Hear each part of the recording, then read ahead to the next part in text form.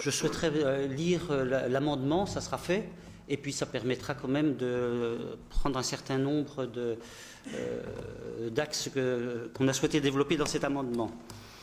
Alors, je vais vous exposer très directement les motifs. Considérant que les informations dont la région dispose établissent que le déficit d'exploitation de l'aéroport de Doltavo atteindra cette année 800 000 €. Considérant que ces évaluations ne tiennent pas compte du retrait à la fin de l'année 2013 des 5 allers-retours hebdomadaires de l'aéropostale, estimés à 200 000 € annuels par l'exploitant. Considérant que la subvention d'exploitation versée par le Conseil général à la société d'exploitation de l'aéroport était de 896 134 € en 2010 et de 1 082 956 en 2011, de façon exponentielle, ce qui est logique d'ailleurs, puisqu'il y a plus de passagers, et donc effectivement, il y a des charges fixes qui augmentent. Considérant qu'un certain nombre de destinations ne se stabilisent pas en nombre de passagers, voire sont supprimés, Gérone, Nice, qui revient, qui va s'en aller, qui va revenir, que le nombre de passagers annuels annoncé par le Conseil général du Jura ne correspond pas à la réalité, le rapport d'activité de l'aviation civile faisant état de 34 459 passagers pour l'exercice 2012, dont 742 en transit, et non des 45 000 qui sont d'ailleurs repris dans le rapport que nous avons depuis aujourd'hui sur nos tables. Ce qui représente tout de même un delta de 11 283 passagers fantômes. Considérant que le rabattement par voie de bus au départ de Besançon, Dijon, etc., mené d'ailleurs par la même entreprise qui gère l'aéroport, est interrompu depuis quelques semaines, ça démontre bien l'insuffisance de la zone de chalandise.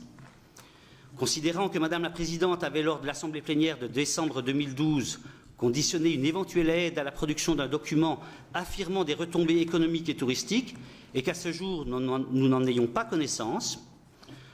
Considérant que le nombre de touristes anglais sur notre territoire reste stable, 1600 nuitées mensuelles, malgré l'ouverture de la ligne Dole-Londres depuis 2 mois, en réalité, depuis 2 mois, nous sommes descendus à 1000 nuitées. Peut-être explicable à cause du mauvais temps.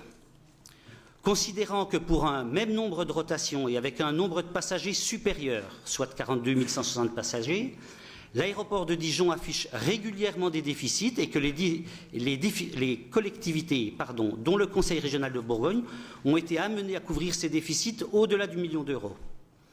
Considérant qu'entre 2000 et 2006, les aéroports de France ont reçu environ 590 millions d'euros d'argent public, ce qui représente plus de 100 € par passager, ces montants devraient même augmenter à l'avenir avec la mise aux normes obligatoires des aéroports en termes d'environnement et de sécurité.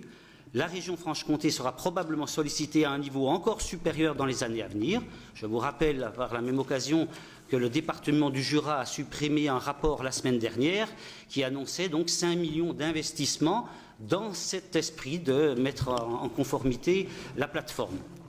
Considérant que la Commission européenne voit comme contraire aux règles européennes les aides publiques au fonctionnement, notamment auprès des compagnies telles que Ryanair, qui va se voir condamné en septembre prochain pour travail dissimulé, et dont 4 de ces avions seront probablement cloués au sol pour cette raison.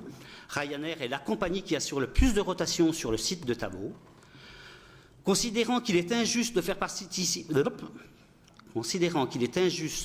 participer tous les Francs-Comtois au financement des vacances de quelques-uns, qu'il serait plus judicieux, comme l'ont fait d'autres régions, de participer au financement d'opérations Vacances pour tous, dans un esprit de solidarité à l'endroit des Francs-Comtois les plus démunis et les plus jeunes. Considérant que la compétence en matière de transport régional est bien d'assurer auprès notamment des travailleurs et des étudiants des liaisons TER régulières. Considérant que le transport aérien est 10 fois plus producteur de CO2 que le transport ferroviaire et doit donc être réservé au long courrier.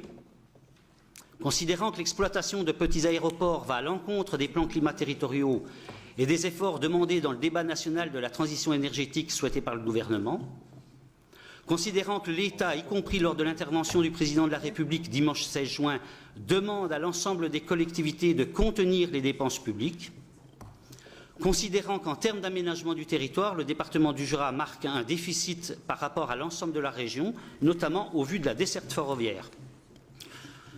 Je termine avec la proposition, je n'y reviendrai pas plus tard.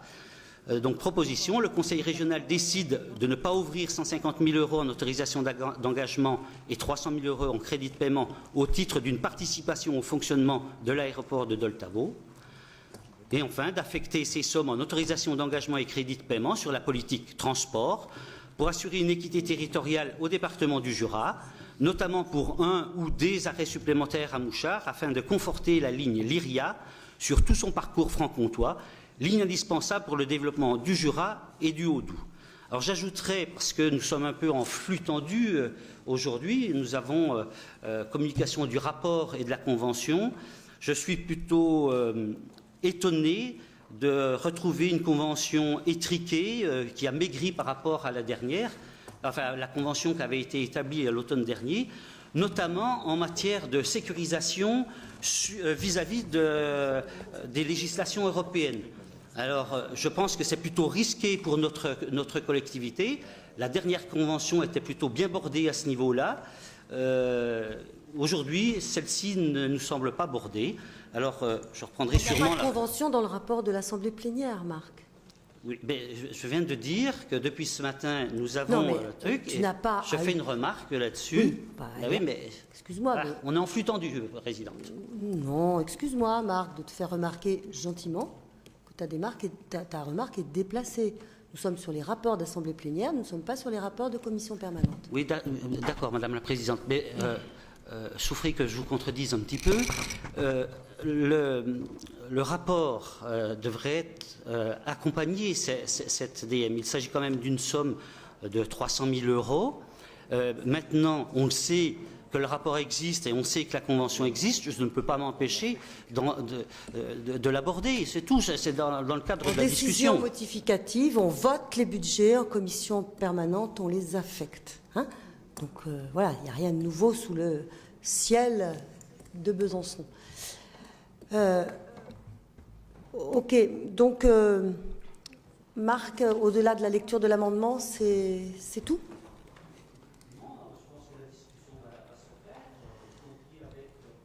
Notre collègue Hélène Pélissard, personnellement, je ne vois pas bien ce que ça pourrait réellement donner cette commission que tu appelles de tes voeux. Pour nous, le problème de fond, c'est bien de savoir si, oui ou non, au XXIe siècle, avec l'environnement que nous avons aujourd'hui en termes d'aménagement de territoire, de finances, d'écologie, de gaz à effet de serre, est-ce que, oui ou non, ce genre d'aéroport, qu'on classe petit aéroport dans toute la France, a encore une pérennité quelconque ? Il est là, pour nous, le fond du problème. Nous ne nous engagerons pas dans un débat sur est-ce qu'il faut aider le Jura ou aider la Côte d'Or sur les aéroports. On pense que ce type d'aéroport est obsolète aujourd'hui. Je l'ai déjà dit ici à la précédente assemblée plénière où on en a parlé. En gros, 156 aéroports en France de ce type pour 46 en Allemagne. Voilà, posons-nous les vraies bonnes questions.